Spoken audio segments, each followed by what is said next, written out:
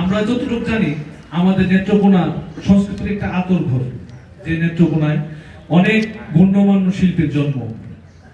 কিন্তু কষ্টের বিষয় হলো এই জেলাতে বা আমাদের এই শহরে সংস্কৃতি চর্চার মতো তেমন স্কোপ নাই আমাদের কাছে। যেমন একটা যদি আমরা নাট্য মঞ্চায়ন করতে চাই, আমাদের সেরকম মঞ্চ নাই। আমরা যদি একটা অনুষ্ঠান করতে চাই, তো সেরকম আমাদের কাছে অডিটোরিয়াম নাই। তো আপনাদের শহরে অনেক সংগঠন আছে যারা হয়তো একটু ফ্লোরের অভাবে তারা কেউ কাজ করতে পারতেছে।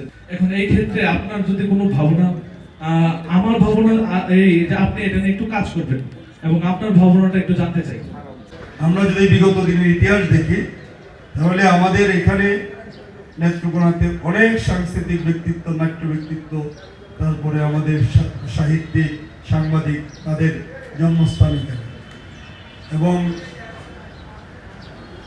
তাদের নিয়ে এখানে যে চর্চা হচ্ছে না তা না, কিন্তু এখানে যেটা হয়েছে যে এই প্রচারণাটা, আমাদের প্রচারণার অভাব আছে।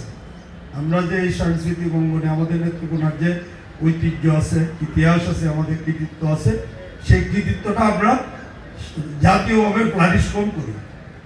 এইটা করার জন্য যেমন ইতিমধ্যে আমরা দেখেছি যে কালেক্টর চৌধুরী ওনার একটা প্রোগ্রাম হয়, এরকম আমাদের আরও যে সমস্ত ব্যক্তিরা আছে এখানে, গুণীজনরা আছে, সেই গুণীজনদেরকে নিয়ে যদি আমরা প্রতিটা গুণীজনকে স্মরণ করে যদি আমরা প্রতিবারই তাদের মৃত্যুবার্ষিকী অথবা জন্মবার্ষিকী উপলক্ষে অথবা স্পেশাল কোনো ডে উপলক্ষে যদি আমরা এই কিছু অনুষ্ঠানের আয়োজন করি এবং তাদেরকে যদি তুলে ধরি, আর প্রতি বছর এরকম একটা সাংস্কৃতিক আমাদের একটা মেলা করা যায় কিনা।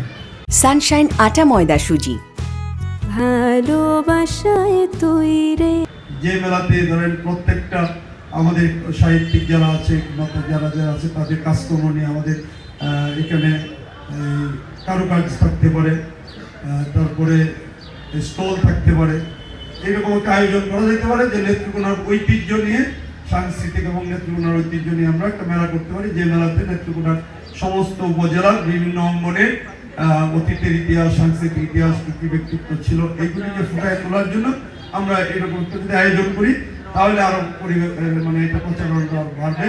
আর পাশাপাশি আমাদের যেটা বলছে যে নাট্য মঞ্চ, এটা অডিটোরিয়ামটা নাই, দুঃখজনকভাবে সত্যি যে আমাদের একটা অডিটোরিয়াম ছিল, এই অডিটোরিয়ামটা নষ্ট হয়ে গেছে, কিন্তু পরবর্তীতে আর অডিটোরিয়ামটা হয় না।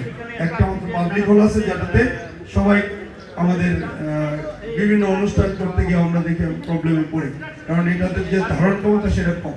সেই জন্য আমার মনে হয় যে সাংস্কৃতিক অঙ্গনটাকে আরেকটু প্রসারিত করার জন্য, যেমন এই একটা মুক্ত মঞ্চ করা আছে, এরকম যদি স্থায়ী আমরা একটা নাট্য মঞ্চ কিংবা সাংস্কৃতিক কর্মীদের জন্য আমরা যদি একটা জায়গা করে দিতে পারি এবং এটা একটা সাংস্কৃতিক কেন্দ্র যদি আমরা আলাদা করতে পারি, তাহলে আমাদের মনে হয় যে এটা আমাদের অনেকটা আগামী দিনে আমাদের এই সাংস্কৃতিক কর্মী যারা আছেন তারাও এখানে পরিচিতি পাবে, পাশাপাশি তাদের সমৃদ্ধি আরো বাড়বে।